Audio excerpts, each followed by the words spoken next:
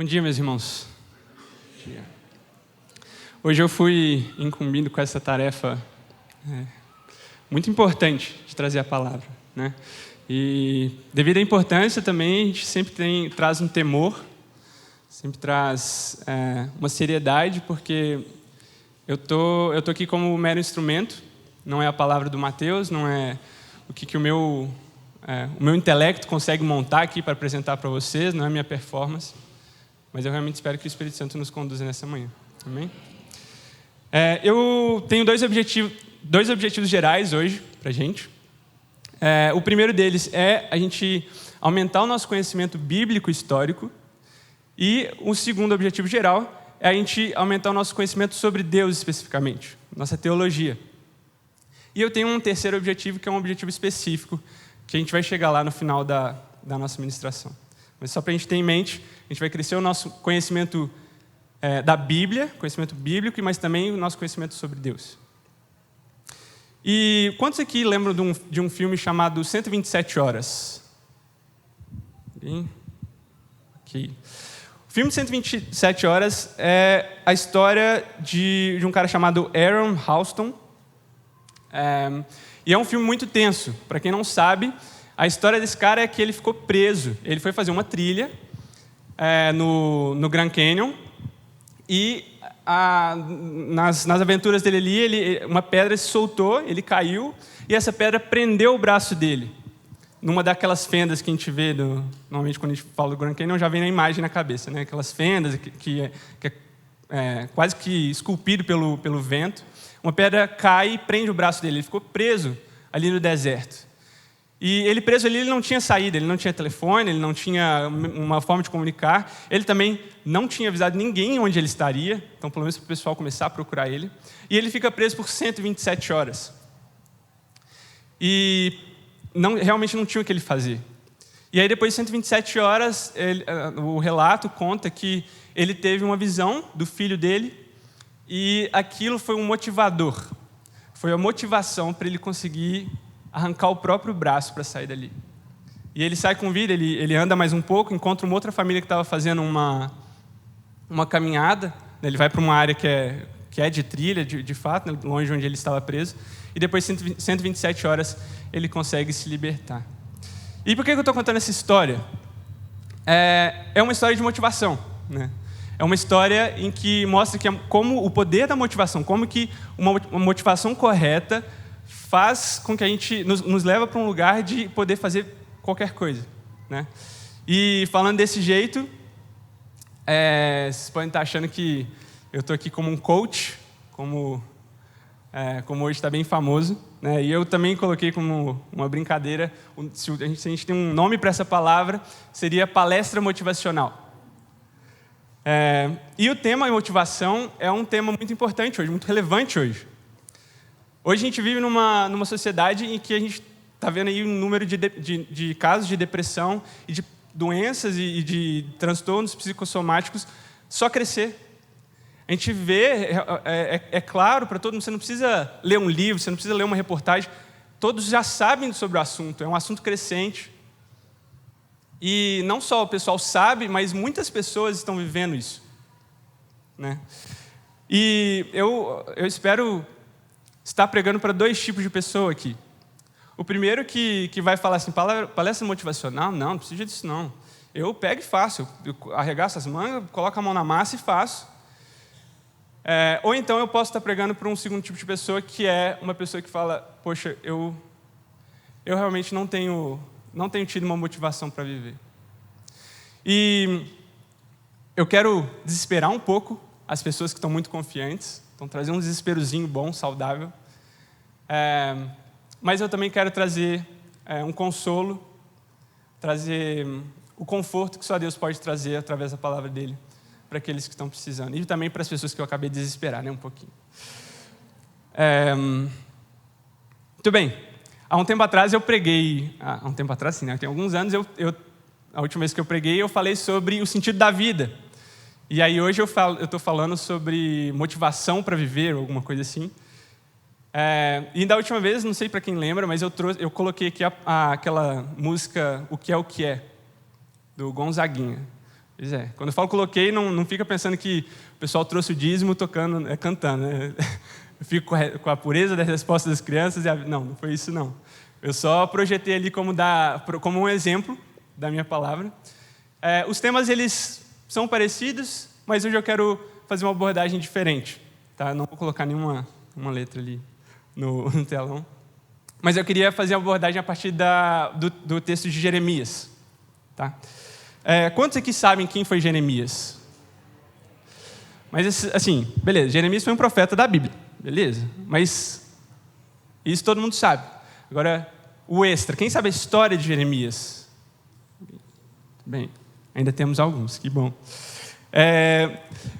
Eu vou, só para a gente entrar no clima da mensagem, só para a gente ir para o texto de Jeremias, eu quero dar um pequeno panorama bíblico. Muitas vezes a gente vem muito à igreja, a gente sabe as histórias separadas, mas a gente não vê o todo, não vê o linear, não vê o fluxo da história bíblica.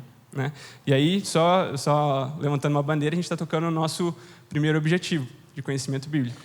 Então, eu vou dar um panorama bem rápido, certo? Então, por exemplo, muitas vezes as pessoas sabem, beleza, teve Daniel.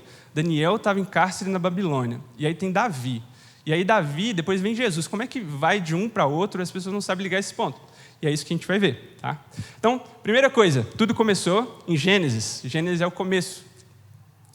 E o que acontece em Gênesis? Deus cria geral. Tanto as pessoas quanto as coisas. Né? Deus cria todas as coisas. E aí as pessoas se multiplicam, começam a se multiplicar.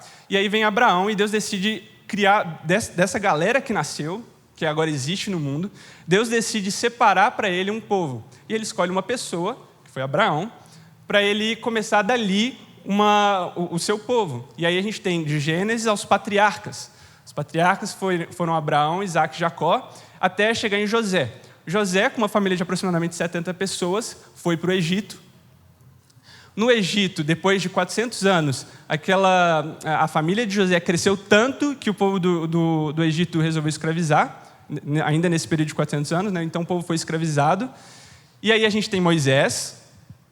Moisés vem e nós temos o êxodo, então a saída do povo que Deus criou do Egito para o deserto.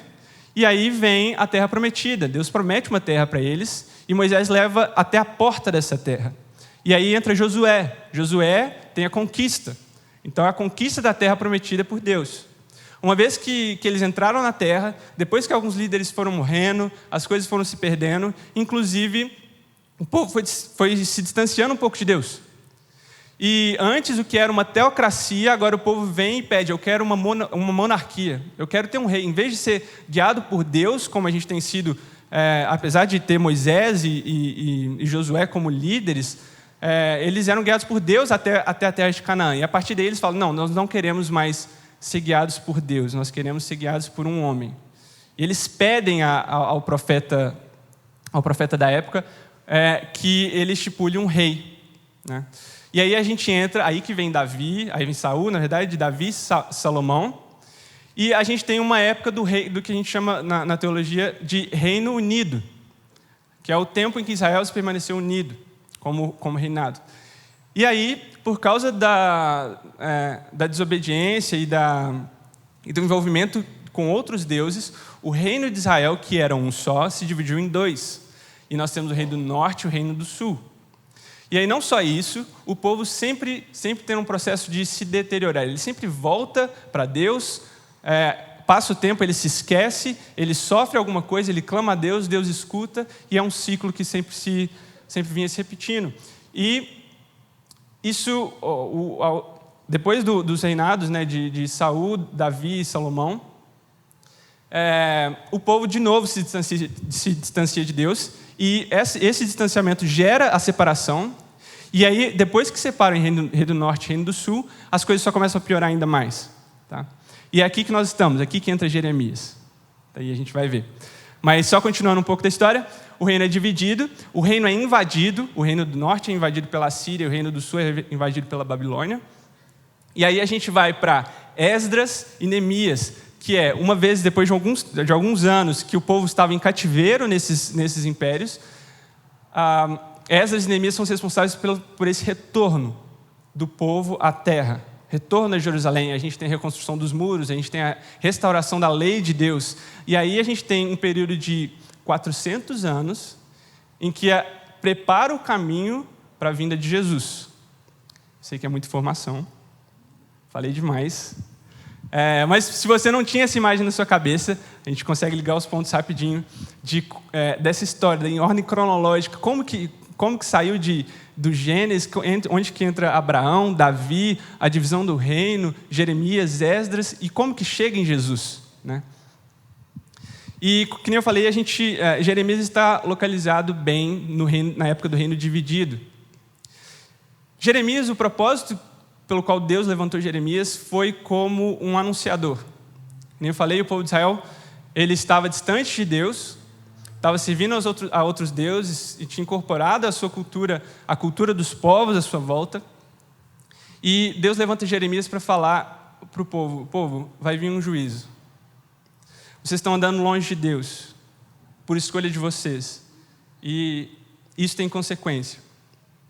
Então, Jeremias está anunciando a queda de Jerusalém. E a vida de Jeremias como um todo foi muito triste, porque ele passou 40 anos anunciando, e por ele anunciar que viria um juízo, ele foi muito odiado pelo povo, pelos reis, pelos próprios profetas, outros demais profetas que se corromperam, e foi uma vida muito difícil. E aí entra Lamentações depois também, né? Então Jeremias, no livro de Jeremias, ele anuncia que vai cair, e Lamentações também foi escrito por Jeremias, onde ele chora ao ver o que ele profetizou se cumprindo. Então ele chora por causa de Jerusalém, né? Então esse é o contexto que a gente está. E eu queria ler Jeremias 2, é o texto que a gente vai se basear. A gente só vai ler do 1 ao 13, não vai ler o capítulo todo. Tudo bem. Veio a mim a palavra do Senhor: vai e clama aos ouvidos de Jerusalém. Assim diz o Senhor: lembro-me de ti, da devoção da tua mocidade, do amor dos teus desposórios, de como me seguistes pelo deserto, numa terra não semeada.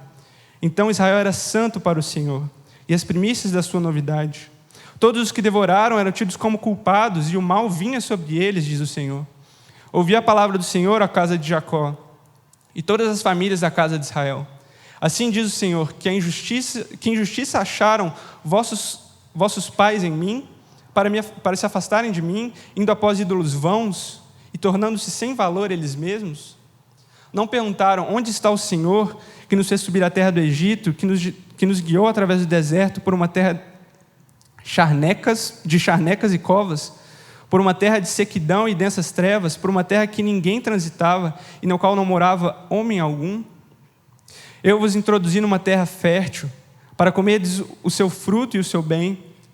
Mas, quando nela entrastes, contaminastes a minha terra, e da minha herança fizeste uma abominação. Os sacerdotes não perguntaram, onde está o Senhor? O que tratavam da lei não me conheceram. Os pastores se rebelaram contra mim, os profetas profetizaram por Baal, e andaram após o que é de nenhum proveito. Portanto, pleiteio convosco, diz o Senhor.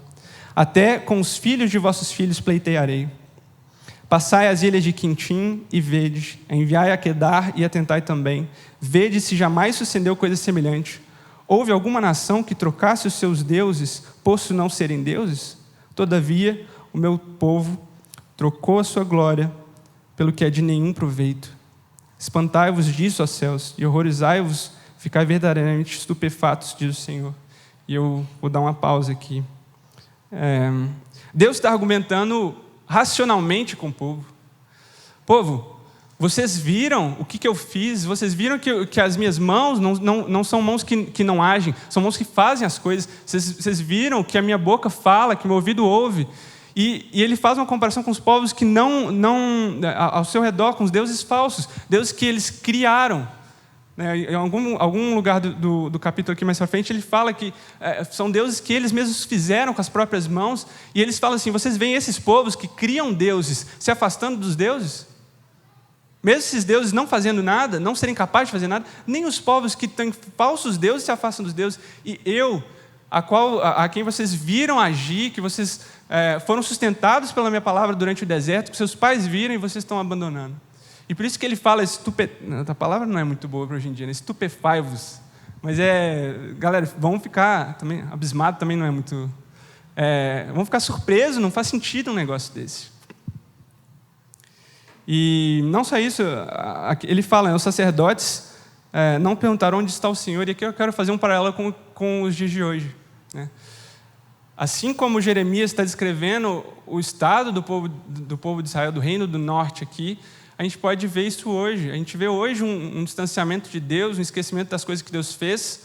A gente vê exatamente o que ele escreve, que os sacerdotes não se perguntam onde está o Senhor, ninguém se preocupa mais onde está Deus. As pessoas que tratavam da lei não me conheceram. O que a gente mais vê hoje é heresia, pessoas que estão deturpando a palavra de Deus em prol dos seus próprios interesses, das suas próprias agendas. Então, esse relato, a gente está falando de um Jerusalém, de um Israel do Reino do Norte, lá em não sei quantos mil anos antes de Cristo, mas a gente está falando de hoje também. E você deve estar se perguntando o que isso tem a ver com motivação, né? E a gente chega no capítulo 13. O meu povo fez versículo 13. O meu povo fez duas maldades. A mim me deixaram o manancial de águas vivas e cavaram cisternas rotas, que não retêm as águas. Quando eu era criança, eu ia no Colégio Santo Agostinho de Nova Lima, e o pessoal da região é um pessoal com grana, né? Então eu sempre via os meninos com tênis de skatista. E aí eu queria ter um tênis de skatista. E aí eu insisti, e consegui o tênis de skatista. Comprei o tênis de skatista, caríssimo. Aí eu comprei o tênis de skatista e passou, né? Aí depois de um tempo teve o celular. Aí eu escrevia carta para o meu pai, fazia contrato. Pai, se eu me der tanto dinheiro por mês, eu vou fazer isso, e vou guardar esse dinheiro para comprar o celular, enfim. E aí eu consegui o celular, que eu queria tanto, era a minha motivação, eu queria o celular. E aí passou. Depois eu pensei, poxa, na hora que eu formar, aí a vida, aí eu vou poder fazer minhas próprias decisões, eu vou poder sair com os meus amigos na hora que eu quiser, não vou precisar depender de pai para levar com carro, não sei o quê. Aí eu fiz 18 anos, formei na escola, passou. E aí eu fui para a faculdade.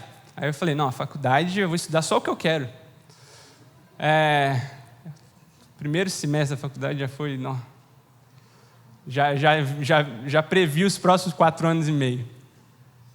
E aí, prevendo os próximos 4 anos e meio, eu coloquei como motivação. Não, eu quero formar, eu quero sair da faculdade. E aí eu formei. E passou também. E aí eu falei, não, eu preciso de um trabalho. Quando eu conseguir um trabalho, eu vou ter meu dinheirinho, eu vou poder fazer as viagens que eu quero, que eu gosto muito de viajar. E aí eu consegui meu trabalho. E aí passou também. E aí eu consegui fazer as viagens e passou. E o que eu venho refletir, eu acho que uma coisa que eu sou bom é ver problema lá na frente. Isso pode ser uma qualidade, pode ser um defeito. Pergunta a Bequinha ali. Às vezes você fala alguma coisa comigo, eu já venho com os problemas, o que pode dar errado, já pensando assim, em cobrir, em contornar alguma coisa, mas eu normalmente faço isso. E aí, vendo esse padrão na minha vida, eu comecei a pensar, e lá na frente? E qual que é o meu próximo objetivo? Qual que é a minha próxima motivação? É casar? Vai passar. É ter filho? Vai passar. É ver os filhos casarem? Vai passar. Ver neto? Vai passar. E uma coisa que eu percebi é que a única coisa que nós fazemos com as motivações é postergar o entendimento de que vai passar. É postergar o entendimento, e quando eu falo postergar, a gente sempre coloca um objetivo maior e um objetivo mais extenso de tempo. Sempre demora mais para a gente chegar naquele objetivo e falar, era isso?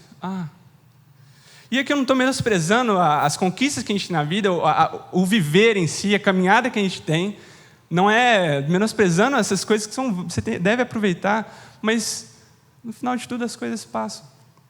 E aí eu acho que, eu estou imaginando assim, né? Eu acho que o último que a gente mais pode postergar é falar assim, não, o sentido da minha vida, minha motivação é deixar um legado para minha família. E aí você morre e você não vê esse legado. Então, essa é a parte do desespero. E realmente a vida não faz sentido, se você pensar só nisso. As coisas não fazem sentido, não tem nada que te motiva. E aqui eu faço a referência ao texto que a gente leu. O que a gente está fazendo na nossa vida nós criamos cisternas, mas cisternas rotas, na esperança de que a gente retenha a nossa motivação, que a gente coloque a nossa motivação em algum lugar e que retenha, que seja duradouro.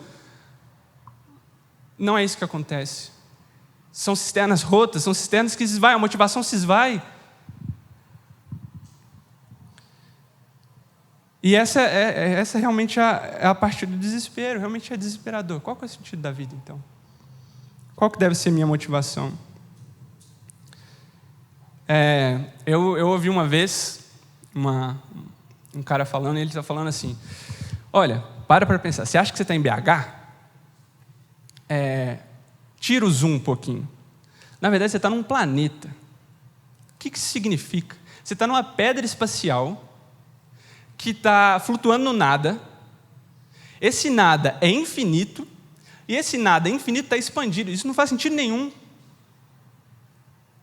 E não só isso, você depende que essa pedra espacial gire em torno de outra pedra espacial que brilha para que você sobreviva. A vida não faz sentido nenhum. Mas a nossa resposta a isso, como cristãos, é que o nosso sustento vem de Deus. E eu quero não só falar assim, desesperei e falar, não, confia em Deus. Não, eu quero te mostrar. A Bíblia fala que tudo que é necessário para te sustentar vem de Deus. Sempre que fala de Deus, fala sobre sustento. Jesus é a água da vida. Jesus é o pão da vida, sustenta o nosso corpo. Em Colossenses 1,17 fala que todas as coisas subsistem nele. A palavra subsistir é que dependem para existir. Em Hebreus 1,13 fala que Deus sustenta todas as coisas pela palavra do seu poder. Atos 17:28 fala que nele vivemos, nos movemos e existimos. E se pensar que a gente é uma pedra espacial flutuando no nada, Jó 26:7 fala, é Deus que estende o céu de norte ao espaço, sobre o espaço vazio, suspende e equilibra a terra sobre o nada. Então, se eu te trouxe algum desespero, eu também quero trazer um consolo e a confiança de que você pode confiar em Deus. É Deus quem vai te sustentar. E esse é o objetivo específico dessa palavra, né? A gente, só recapitulando, a gente viu o panorama bíblico do Antigo Testamento para a gente aumentar o nosso conhecimento bíblico, histórico. A gente viu também sobre a teologia, né? Aumentou nosso conhecimento sobre Deus. Deus é aquele que nos sustenta, Ele sustenta o universo e tudo que existe. E o objetivo específico é que você pare para pensar quais são as cisternas rotas hoje que eu estou colocando minha motivação, que eu estou colocando meu tempo, minha energia. Para pensar quais são as cisternas rotas que você tem hoje. E o interessante é que esse texto fala que Deus não é como uma cisterna não rota. Deus é um manancial, é algo que flui, que não para de sair, que não acaba. Não só guarda o que você já tem, ele abunda. E esse era o objetivo específico que eu tinha para a palavra de hoje. Amém? E não só isso, assim como Jeremias clama ao povo de Israel falando, pessoal, vamos se arrepender, as coisas não estão legais. A gente vê historicamente um padrão de Deus vindo até nós, Deus se movendo em direção a nós. E hoje é um momento como esse também. Deus está se movendo na sua direção, para que você pare para pensar nisso. E não só isso, a gente tem o maior exemplo, o maior ato de Deus se mover, a gente vai ter a ceia, que foi Deus de fato vir aqui, uma vez que a gente não tinha mais saído. Uma vez que a gente só tem esse objetivo mais alto de servir, de ser sustentado por Deus por causa de Cristo. Se a gente tira Cristo, realmente o fato da vida é que a vida não tem sentido nenhum. E que a gente realmente, todo mundo devia estar desesperado, todo mundo devia estar louco. Então, lá em Colossenses fala também que Deus escolheu depositar em Cristo toda a plenitude da divindade. Então, se você quer saber como que eu troco as minhas cisternas rotas pelo manancial, sempre tenha em mente a ceia, sempre tenha em mente Cristo. E faça esse exercício de identificar na sua vida quais são as cisternas rotas e como você pode trocar pelo manancial. Amém?